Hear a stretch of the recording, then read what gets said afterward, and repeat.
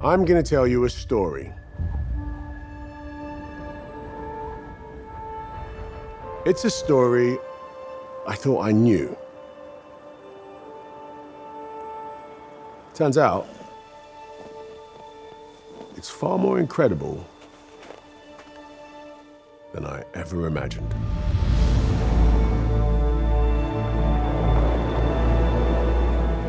It begins in one of the most remote places on Earth. There's something in these mountains that I have a special connection to. And so do you. I'm talking about gold. Woo! There's nothing else like it. A miracle of nature. Oh my God, that is heavy. Since the first civilizations, it's been a part of us, helping to build our modern world. People were making fortunes. Transforming entire communities. There are ladies who are miners and production supervisors. And even the way they're powered. I'm on a journey to discover how our love of gold began. This is the true meaning of the beginning of jewelry and hip-hop music. What we're prepared to do to get it. So we're going down. So there you go. Whoa. And why we need it. That is a lot of gold. I want to discover the human story of gold, how it shapes us and our world.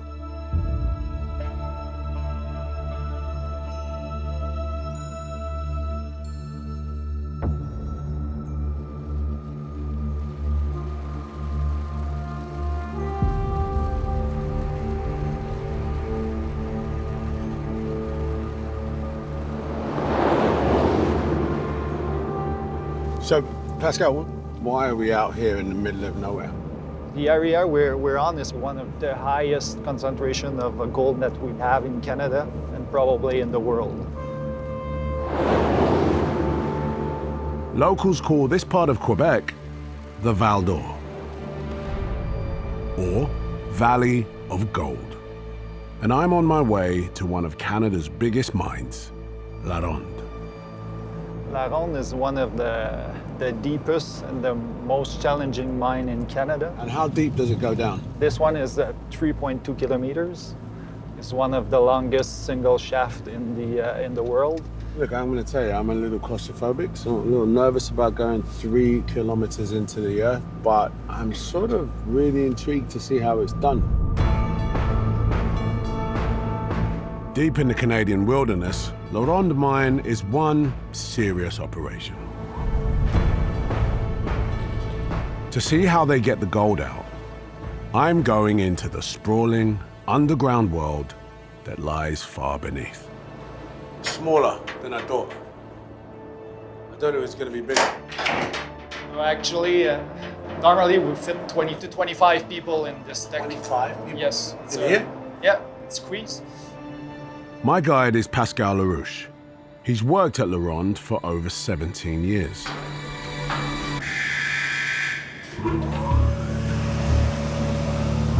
So we're gone now. Going down. Yeah, so we're going down at the speed of 1,500 feet per minute. That's almost 30 kilometers an hour.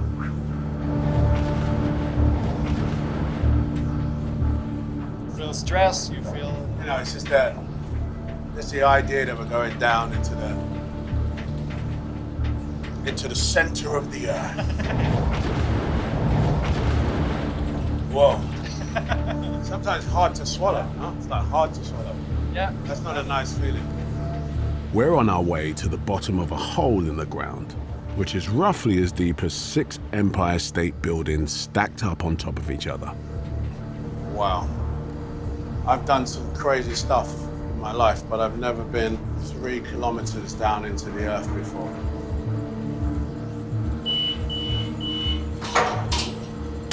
Oh, level 278. Here we go. Thanks, Mark. Out at last. But our journey deep into the earth is only just beginning. To get to the gold, we have to grab a ride and go even deeper. So we're going down. Underground, the mine is connected by over 30 kilometers of roads, wide enough to handle huge, great trucks. It's getting warmer. Yes, it is. I can actually feel the heat, you know? After that bumpy ride, I was hoping to see a bit of gold, but it looks, well, a bit grey. Thankfully, we can do something about that.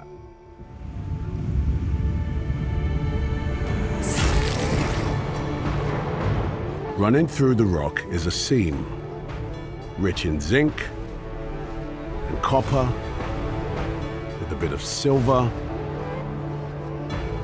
and tiny amounts of gold.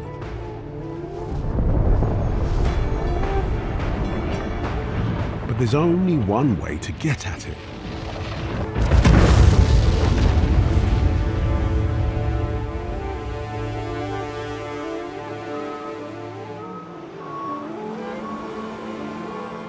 Once the rock, known as ore, is blasted, it's cut down to size.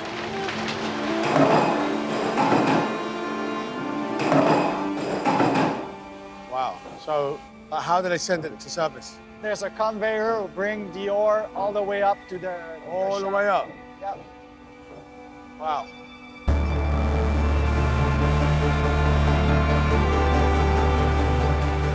At the surface, the gold is separated from the ore through chemical extraction.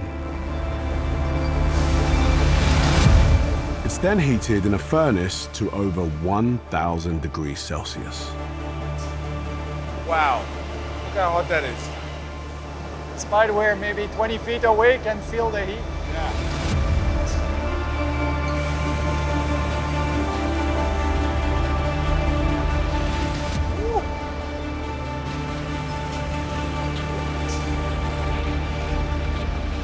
So it's so exciting.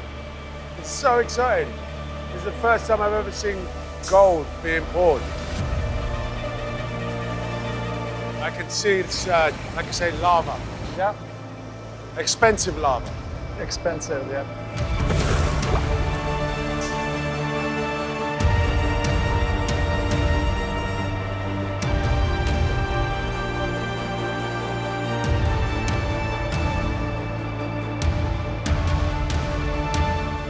It's hard to comprehend what I'm seeing.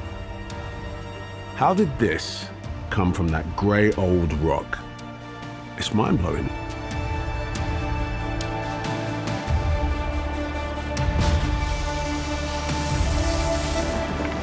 Once the gold has cooled, the bars are given a quick polish.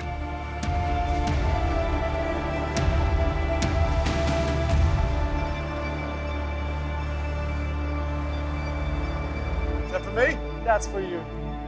Oh my God. That is heavy. It's 21 kilo, Oh my roughly God. 70% gold in it.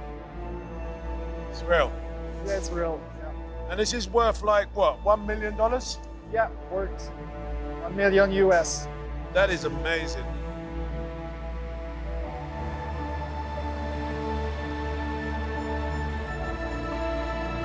Until I saw it with my own eyes, I never really gave much thought to where gold comes from, how it's produced, and who benefits. So, my wedding ring. To get this much gold would have taken us several tons of rock. So the thing I'm left wondering is, what is it about gold that's got us so hooked?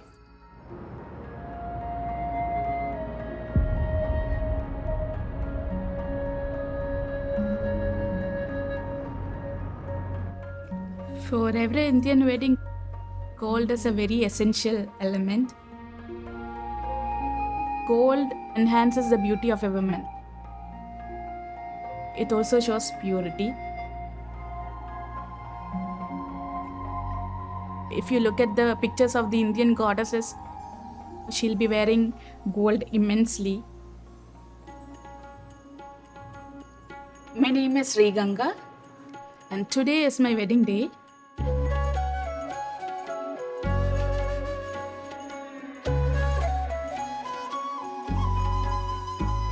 Me and Ruben met through a mutual friend. I found him to be a very handsome man inside and out. So we thought about sharing our lives together. And now I'm here getting married to him. Some of the gold that the bride wears has been passed down through the generations, bringing both good luck and financial security. During the wedding, he ties a knot that is done through a tali or Mangal Sutra. The moment that Nripin ties the Mangal Sutra around her neck, they're married. It's a moment we can understand and relate to. And there it is, at the heart of the occasion, gold. Nothing else will do, right? There is no other metal like it. Its warmth, its feel, its unique yellow luster. Cultures and faiths across the world have long revered it as sacred. Gold. It's pretty powerful stuff. But there's another kind of power that gold symbolizes.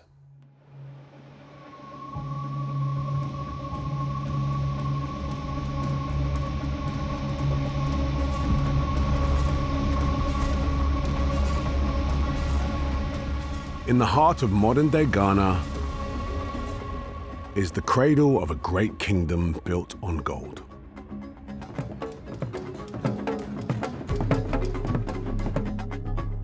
Preparations are underway for an important event. A display of how gold is still very much at the heart of their culture. So, this is Kumasi, Ghana, home of the Ashanti tribe. My parents, my mom is from Ghana and part of the Ga tribe, so there's a very special meaning for me being here in Ghana. There's also a very, very deep gold story here, and I want to find out more about it.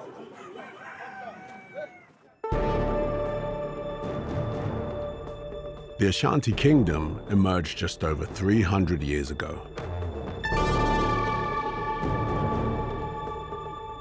And, thanks to its vast reserves of gold, became one of West Africa's most powerful dynasties.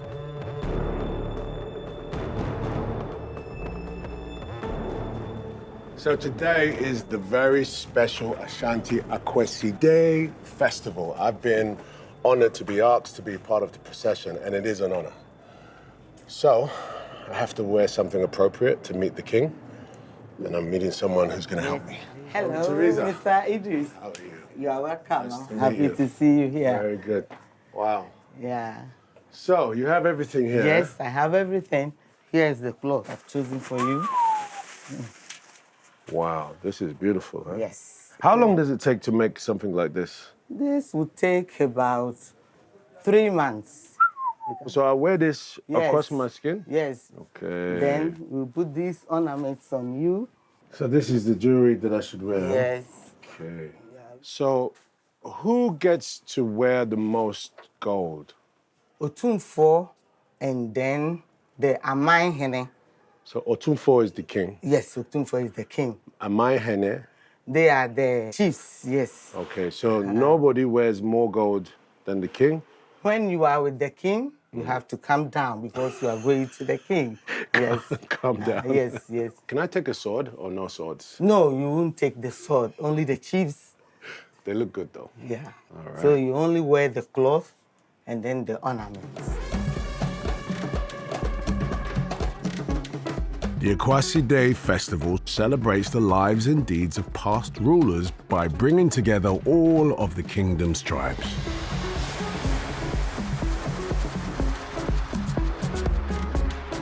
I've heard it was a big deal, but this is something else.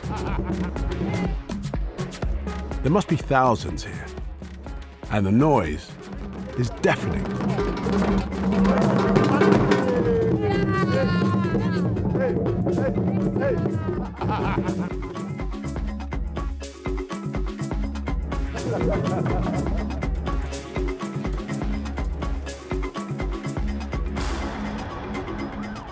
Now we're all assembled, it's time for the main event. The arrival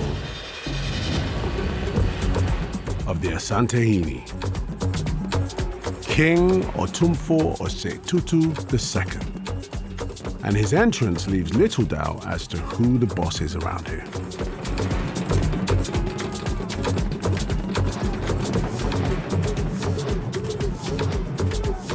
The Ashanti have an old saying, that is, gold is king. And they're not kidding. In fact, I've never seen anyone wearing so much gold. But this isn't some crude display of wealth. Each item of gold is laden with meaning.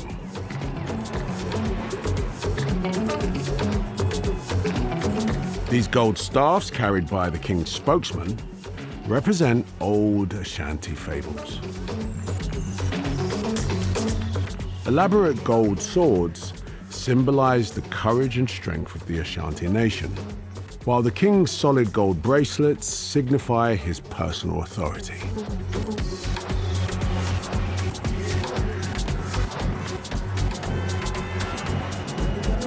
The Ashanti believe their king wields divine power, and the festival is an opportunity for his chiefs to show their loyalty and give their thanks for his dedication to improving the region's prosperity.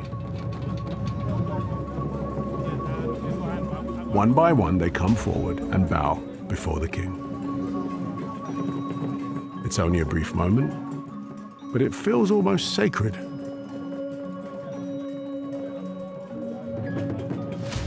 And then, well, I'm called.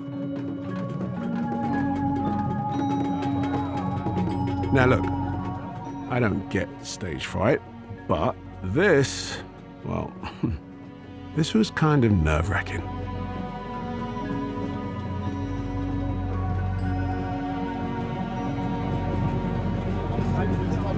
Yes. Okay. Hello, hello. I'm so good. How are you? Idris Elba. Pleasure. You know, I'm Ghanaian myself, and it's just an honor to be here with you. But thank you so much. It's rare to be granted a personal audience with the king. So to meet the great man is a genuine honor. I can't honestly believe that I'm here. And the king greeted me, you know, like a prince.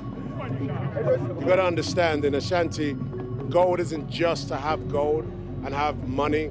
It represents a spiritual, it represents a deep history, and it's to be treated with respect.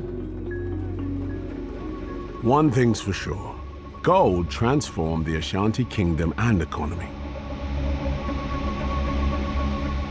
It's a story that has played out across the world.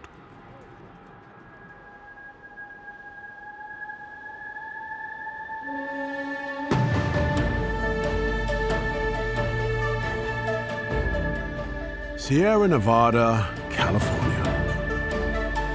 In 1848, in the gravel of the American River, a sawmill worker spotted something incredible.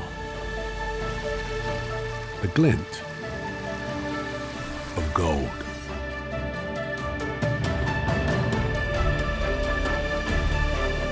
Within a year, the news shot right around the world, triggering the gold rush.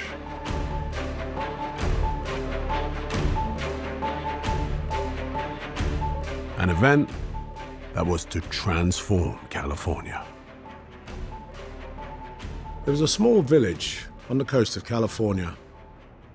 It was called Yerba Buena. It's now known as San Francisco. It was very different back then. So, let's start at the beginning, over 170 years ago.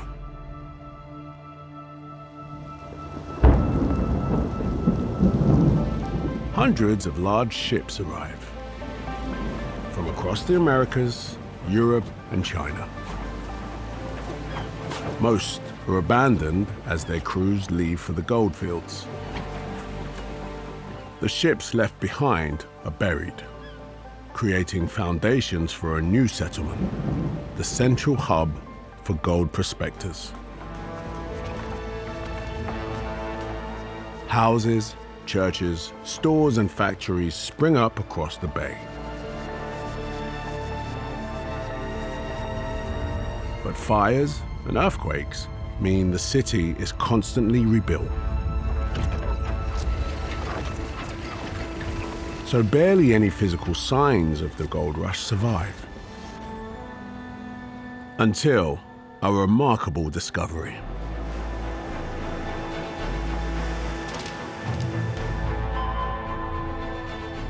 Off the eastern coast of the United States, and a mile down on the seabed,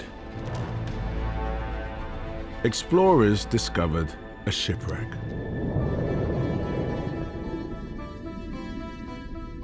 The SS Central America, which sank in 1857.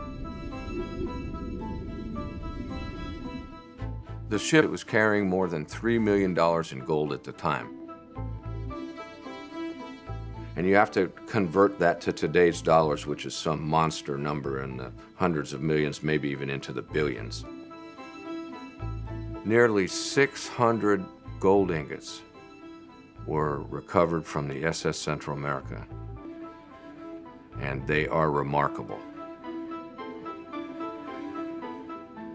The value of gold on the ship is one thing, but there's an incalculable, unquestionable value that is priceless, and that's history. In a secret location, historian and geologist Fred Hollibird has hundreds of precious artifacts recovered from the ship. From gold to everyday items, giving us a new insight into what it was like to be living through the gold rush. These are well-used work pants. Today, you kind of call them jeans. But the thing that stands out the most is this 5-button pattern, which is so standard on the pants made by Levi Strauss Company, today known as Levi's. This could be the oldest surviving pair of Levi's, dating back to the gold rush.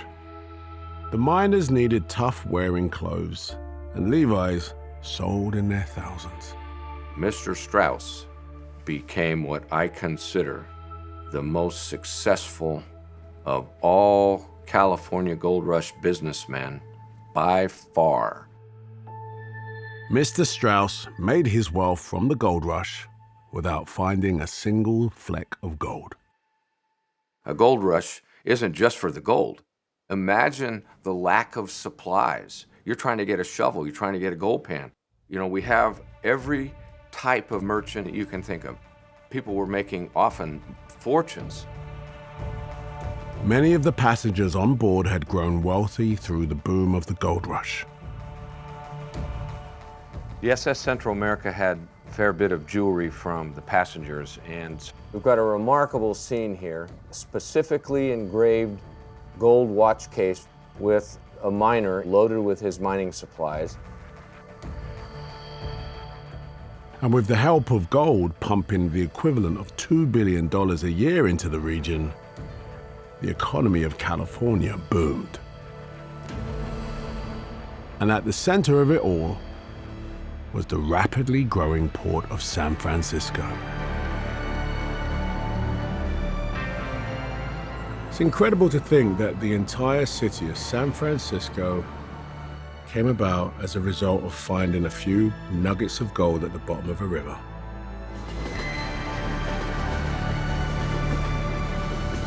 The gold rush transformed California. It transformed America. I think it's fair to say it transformed the world. It marked a new era. Prospectors traveled the globe. Now, gold mining became big business all over the world. And then, at the end of the 19th century, the mother of all gold finds.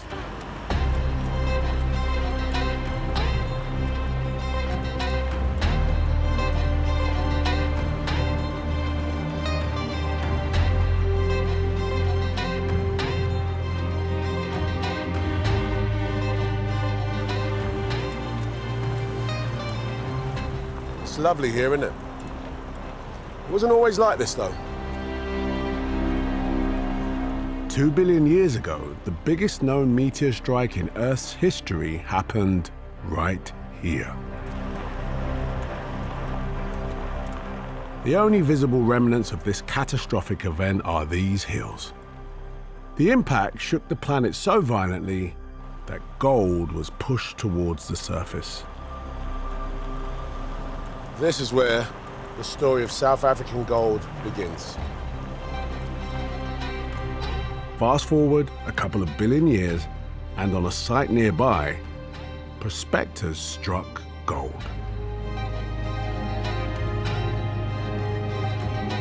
Back then, it was open farmland. Today, we call it Johannesburg.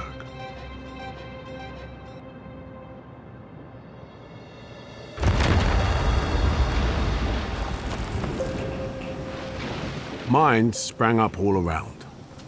To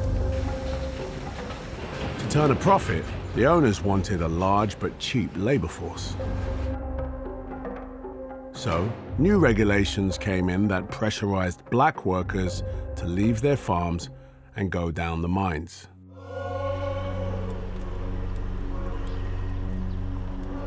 I remember as a kid growing up in the 80s seeing images of miners from South Africa. You know, the strikes, apartheid, and I always wondered what their lives were actually like. So now, today, I'm going to actually find out. One of the first gold mining companies in Johannesburg was Crown Mines, where I'm meeting Franz Bellini. A miner during the apartheid years, Franz eventually became General Secretary of the National Union of Mine Workers.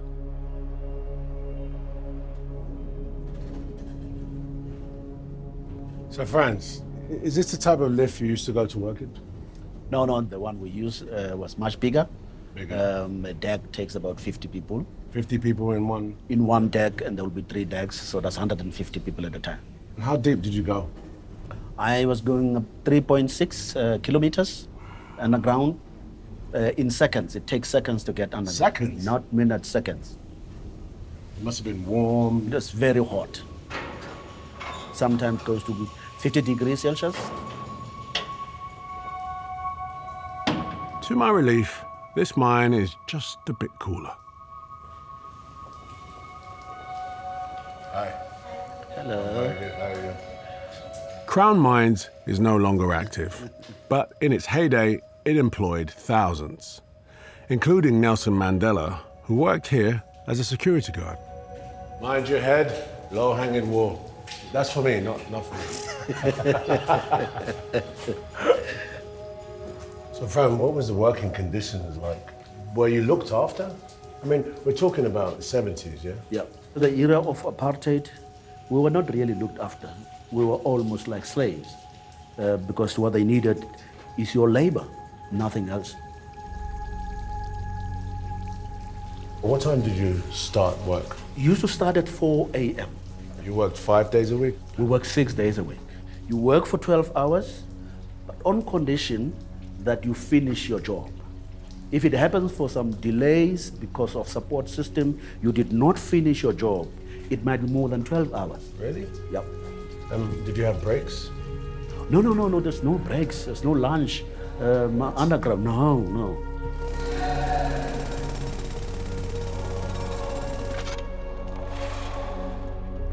There's no hiding from the fact that gold mining played a major part in shaping South African society during the apartheid years.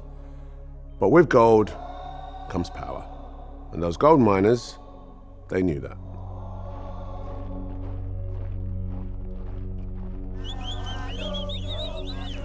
In 1987, over 300,000 black miners went on strike over pay and conditions, bringing gold production to a standstill for 3 weeks. Franz was one of their leaders. It shocked the industry because it was the first time that black workers in an organized form can take so many days on a strike. And then after the 21-day strike, could you sense a difference? Could you feel that apartheid was on its way out? After the strike, it sent a clear message to then National Party that the clock is ticking. Remember, the economy was lying around gold. So we actually touched the engine room of the economy of the apartheid government at that time. So gold miners used their gold power to fight apartheid. Wow, that's really powerful, eh?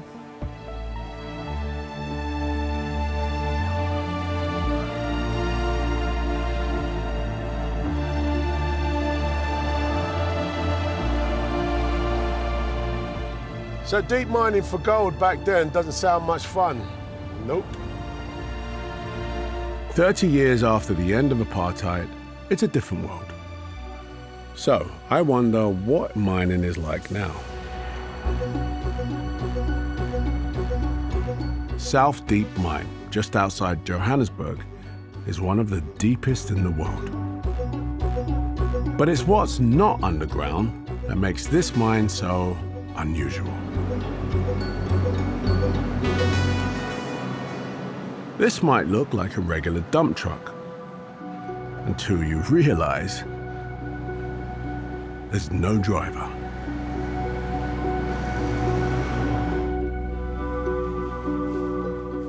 You see, the really cool thing about South Deep, Hello, hi.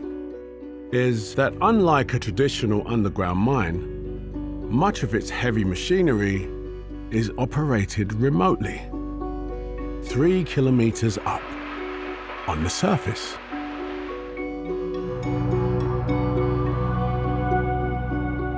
Hello, I'm Idris. I'm Madeleine. Nice to meet you, nice to meet you. How long have you been can I call you a miner? Are you a miner? Yes, I'm a miner. But this doesn't look like mining. Kind of crowd. This doesn't look like traditional mining. Have you ever been in traditional mining? Yes, I did. I was an operator before. I was driving that big dump trucks. Really? Yes. Wow. So now I moved to the control room to operate, which means I've moved with the technology. These consoles look like something out of a gamer's paradise. So talk me through what you're doing exactly. This is a tele-remote rock breaker. This joystick is controlling the boom. Okay. And then it also controlling the hammer. This is like playing computer games, Yeah. right? South Deep's owners began the switch to automated mining back in 2018. Since then, they have mined more gold, more safely. And that's not all. There are black South Africans in key positions, like general manager and head of operations, and a lot more women. Mining industry was male dominant. Okay. So these days is a gender balance. There are ladies who are miners, crew leaders, and then the production supervisors. That's great. So do you prefer being here or down there? I'll prefer to be here. Of course. Yes. It's fascinating to see how skills have changed. But there's something else gold mines can't do without. You see, a deep mine like this needs a lot of energy, enough to power a small town. But South Africa relies on old coal power stations that keep breaking down. Bad for business and bad for the environment. So, South Deep lobbied the government to allow them to build the country's first large-scale industrial solar plant. It provides about a quarter of the mine's needs. And it might even be the trigger for a step change in the way South Africa uses renewables. But what do you do when there's no mains power at all? Will it ever be possible to run a whole mine using just renewable energy?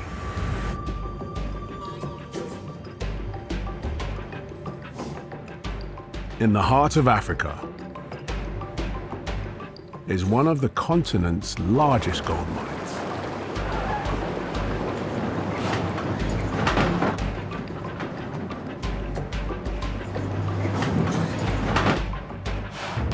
Kibali. Every day, a workforce of over 6,000 mine 20,000 tons of ore from above and below ground. Power is the big driver of any production in any industry. My name is Arthur Kabila. I'm the general manager of Kibali Gold Mine. The big challenges that we are having to build the mine in very remote area where we don't have the national grids. So, you're in the middle of the wilderness, nothing for hundreds of miles. And you need to find power. Not just to charge your phone, but enough to power a small town.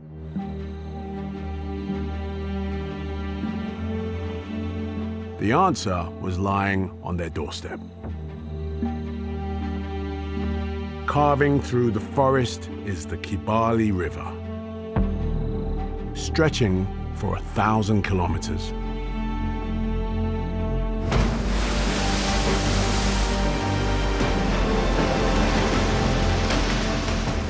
So they decided to harness the natural power of the river.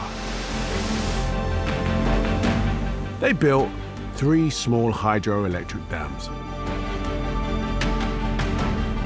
The cascading water turns the turbines, which generate electricity.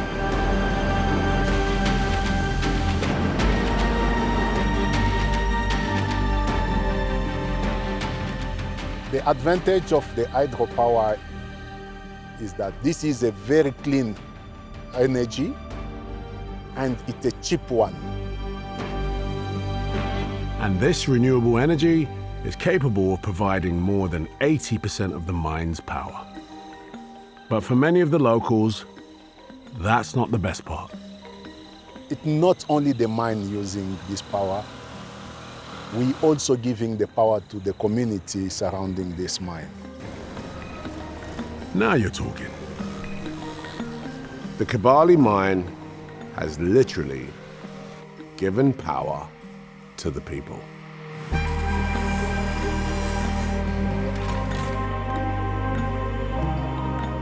The mine has a very, very big economical impact in the community and in the region as well. From the comforts of modern life to production lines. It's something which will remain for years, for generations, even if the mine is closed, but at least we will leave those hydropower stations to Congolese. This infrastructure, built to power the mine, will be here long after it's closed. But already, this gold mine has transformed the local economy and the lives of the people who live here. In just 11 years, the population of Kibali has jumped from 50,000 to 500,000. And who knows, maybe one day, Kibali will become known as the San Francisco of the DRC. Wow, that is some legacy. But I'm wondering, when the gold runs out, what happens to the mine itself? One thing's for sure, there's going to be an awful lot of tidy up. So, is it possible to turn back the clock?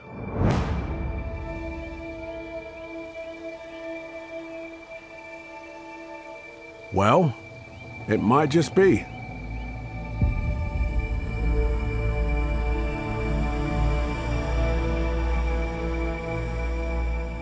New Zealand's South Island has some of the most dramatic and varied landscapes on Earth. Mountains, fjords, glaciers.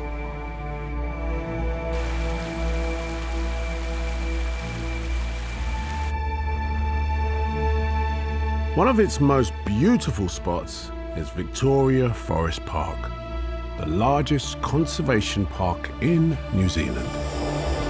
A go-to destination for anyone who wants to get close to nature.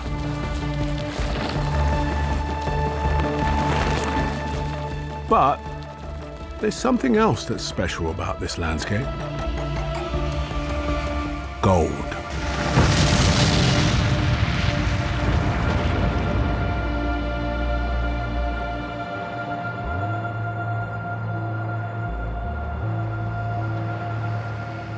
Reefton Mine, just next to the park, produced over 17 tons of gold in just 9 years. But on opening this mine, a commitment was made that when it eventually closed, the mining company would return the site back to nature.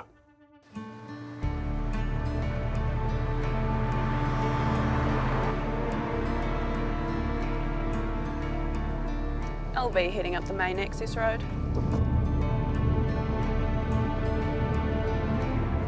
As someone who loves fishing and hiking with the dog and just loves the environment, I never really thought I'd end up working on a mine on the west coast. And I guess my perception was that it was always a bit of a damaging industry.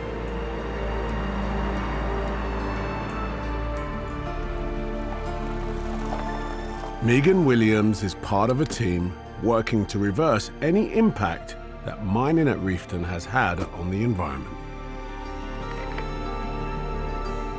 When the mine closed in 2016, their first task was to fill the main pit, to turn it into a lake. It's nice, but it still looks like a mine to me. One of the really cool things that we've got going on site at the moment is the hydro-seeding of the pit walls. Hydro-seeding is a process used for rapidly planting large areas of inaccessible land. It can be done either from a truck or a helicopter.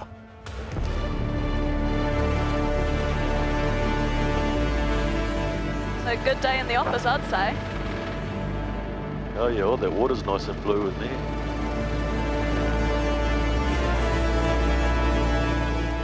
Hanging from the helicopter, Here it comes.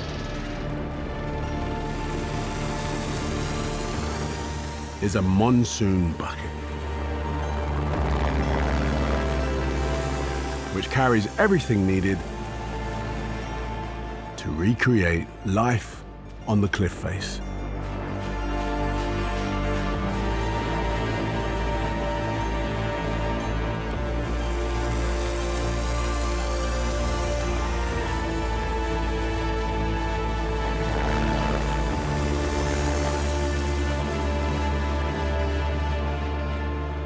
Climbing left. Copy that, thanks Matt. It's really just gardening, but supersized. Since the restoration project began, the landscape has been rapidly transformed. Vast new bodies of fresh water have been created. Thousands of trees are now growing and will spread across the site.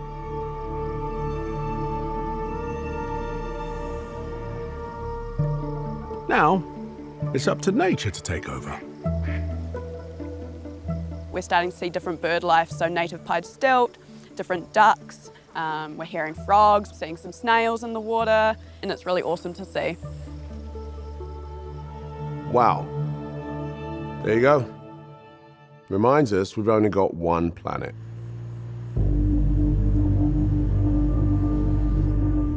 But it's not just the environment the gold industry can have an impact on.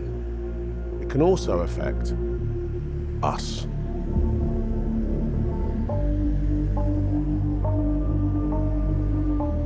This convoy is on a mission to fight what is public enemy number one for roughly half the world's population.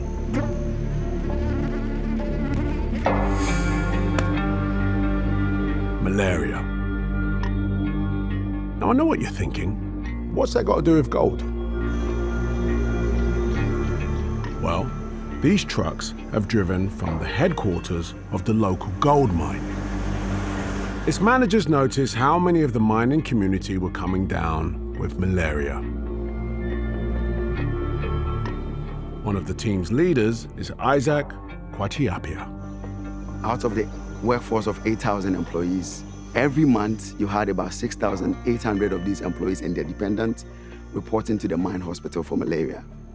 And so the mine decided to establish a malaria control program. Today, the team is in the village of Adansi Domabra. Safety. They have one task: to stop malaria in its tracks.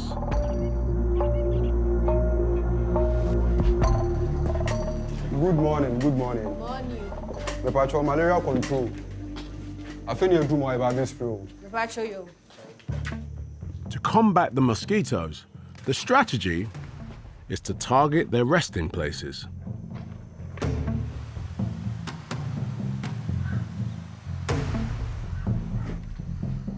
The team covers every wall with insecticide.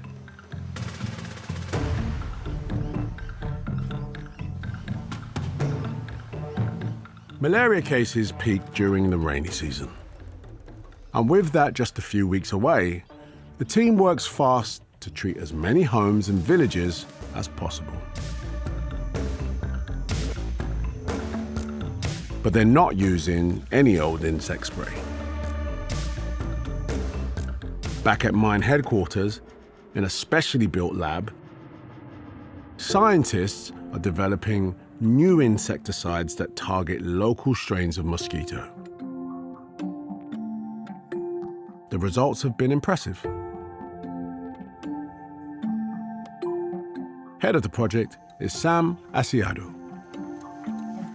When the program started in 2006, the first 2 years, we were expecting about 50% reduction in malaria cases. But we went way beyond that. In 2 years, there was 74% reduction in malaria cases.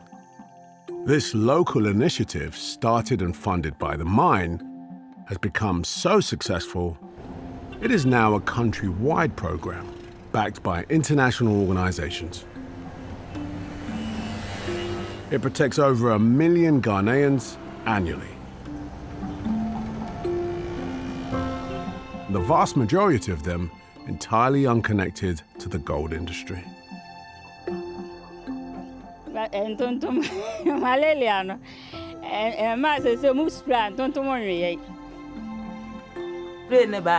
Aboa me ne me ma ene me nananom me ye yare ko hospital en kasere malaria wura yi moje damase.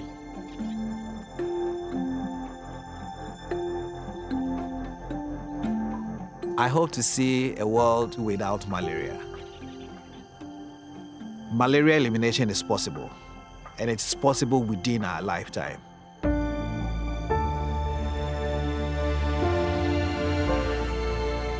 Who would have thought that one initiative from a local gold mine to tackle a disease that affects people all over the world might have the potential to eradicate it forever? I feel like I'm starting to understand how our relationship with gold is evolving. How we mine it has changed dramatically. But what about the way we actually use gold? What you may not have realized is that gold is already saving lives globally. It may have even saved yours.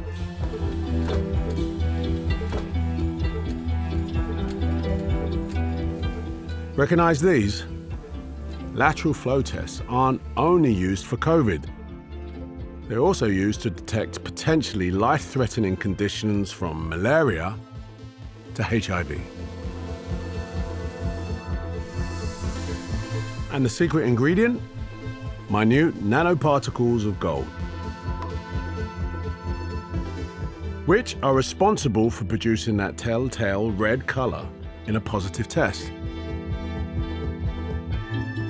And that's only one small part of gold's high-tech future. So here's how it breaks down. Every year, around 10% of gold demand is used in tech industries. Phones and computers all use gold wires and coatings, which improve reliability.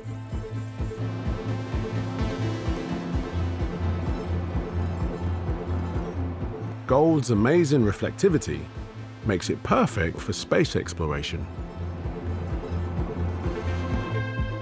And looking into the future, super-fast quantum computers are going to need gold to keep them cool. And then, around half is used in jewelry.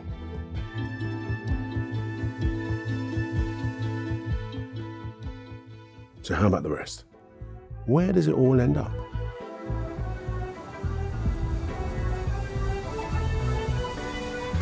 A stone's throw from where I grew up is the Square Mile, London's financial district. They say the streets are paved with gold, and that isn't as far-fetched as it sounds.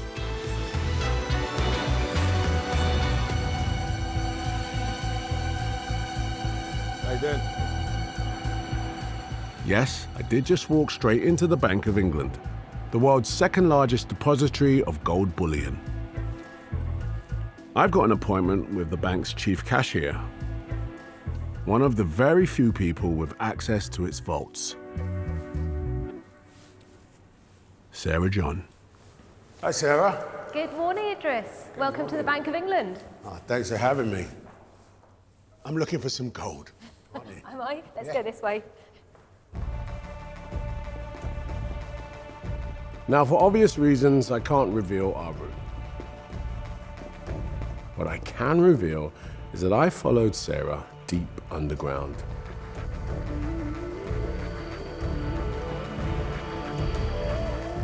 Until we reached what is without doubt the thickest steel door I have ever seen. Okay, Sarah, don't worry, I do all my own stunts. It's a pretty heavy door, isn't it? Nah, not really, it's all right. Right, after you. So there you go. Whoa. Your first glimpse of the Bank of England's gold.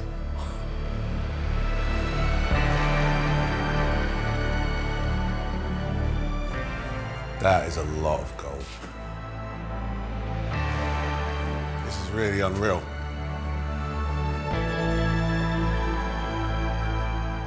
What do you think? That takes your breath away.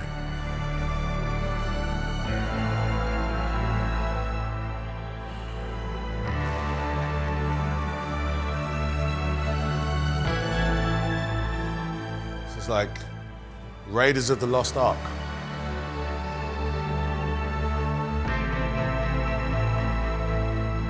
About 30% of the world's gold is held in professional vaults just like this.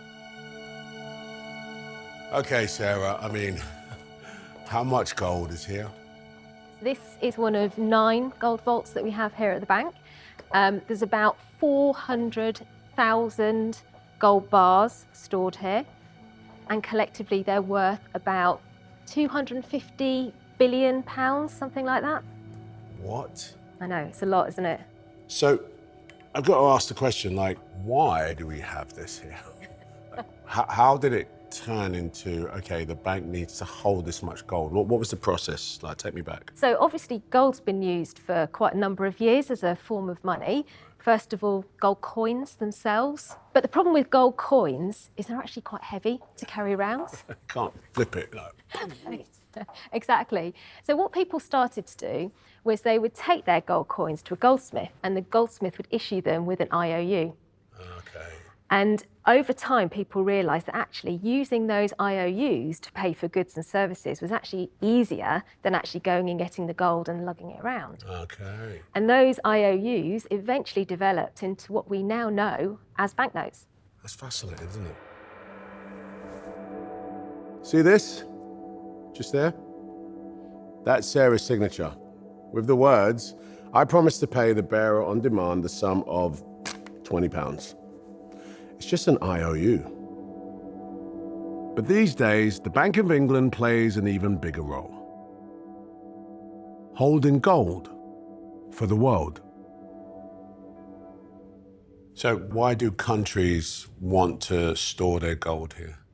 Countries have what are called reserves, so basically savings that they can draw on when they need to, because gold holds its value very well in a time of crisis. Right. And it's really easy to buy and sell here in London, and that supports financial stability. And there was such a crisis not so very long ago.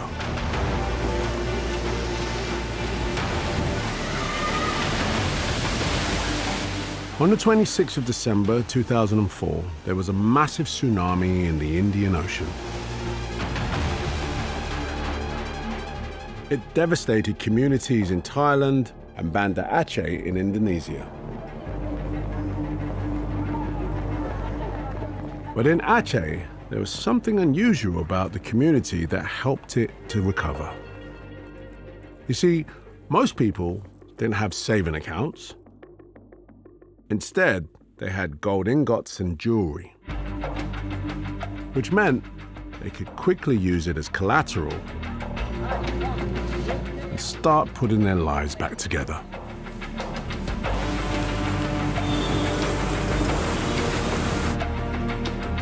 And it's a bit like that on the global scale too. Countries worldwide hold a lot of gold, so that when disaster strikes, they have reliable funds they can fall back on. Gold is still our safest store of value. That's the thing about gold. It's real, you can touch it, and it holds its value.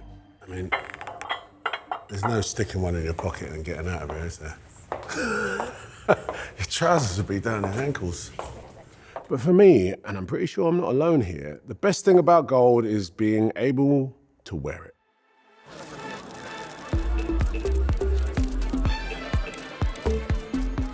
Gold has always been a favorite for the world's most famous faces. And today, we're still finding original ways of using it to express ourselves.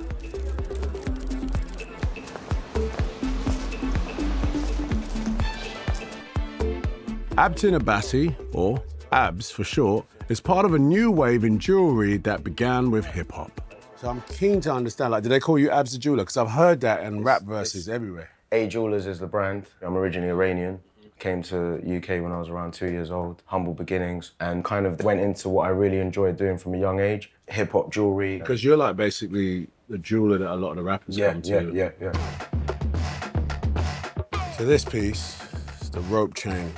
Famous. Like, I remember being in the 80s and seeing Run DMC rocking one of these. What does this mean to you, like, this chain? This is the true meaning of the beginning of jewelry and hip-hop music. Gold rope chains were the jewelry item of choice for many hip-hop artists. And the bigger, the better. Sure, they were ostentatious, but there was also kind of the point.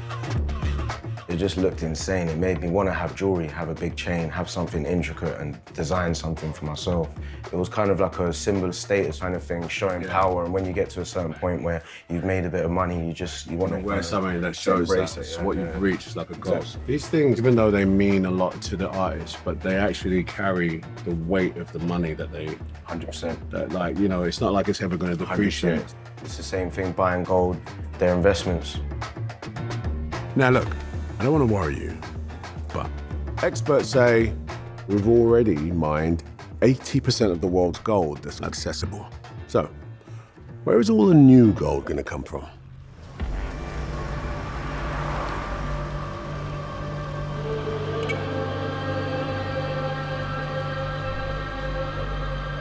Centuries ago, many risked their lives to explore South America in search of El Dorado, the mythical city of gold. If only they knew what we do.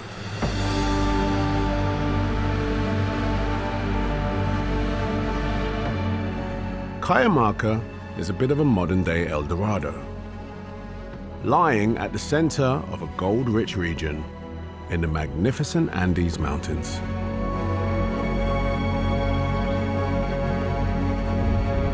It's a mountain range that geologist Denise Kisby knows well.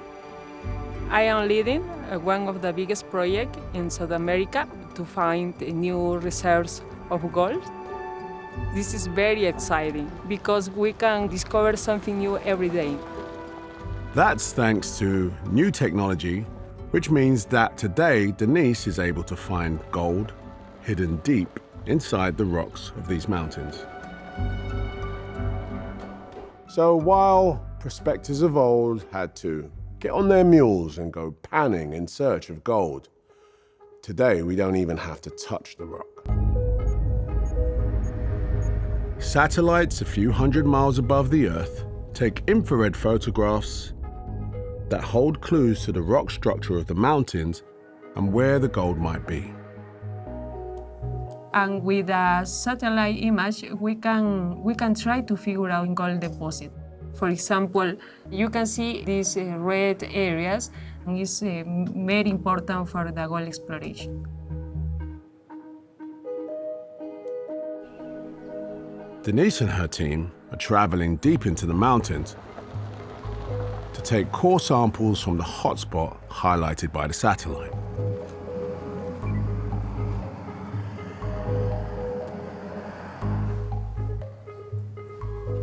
The core that we get from drilling comes here to the core shack. This orange gun can identify the minerals that we have in the core. Just by zapping the samples with infrared and visible light, the gun is able to detect crucial minerals that strongly point to the presence of gold.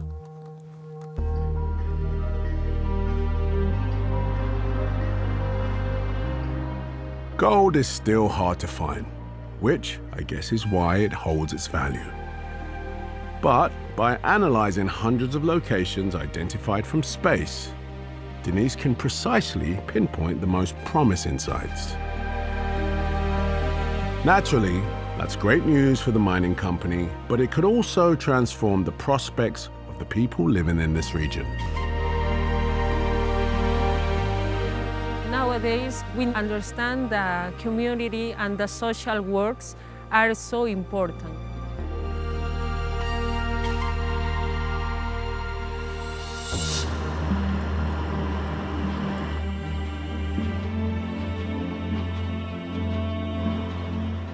What has really surprised me about this story is how we look to gold for so many different things.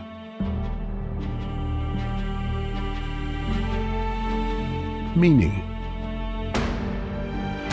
beauty, community, power, health, technology, and of course, financial security. They are all part of our relationship with this beautiful, seductive metal. So, the story of gold. To me, it's really a love story. Like all romances, it's had its ups and its downs. But just like the element itself, I have a hunch that our relationship with gold is going to be around for a long, long time.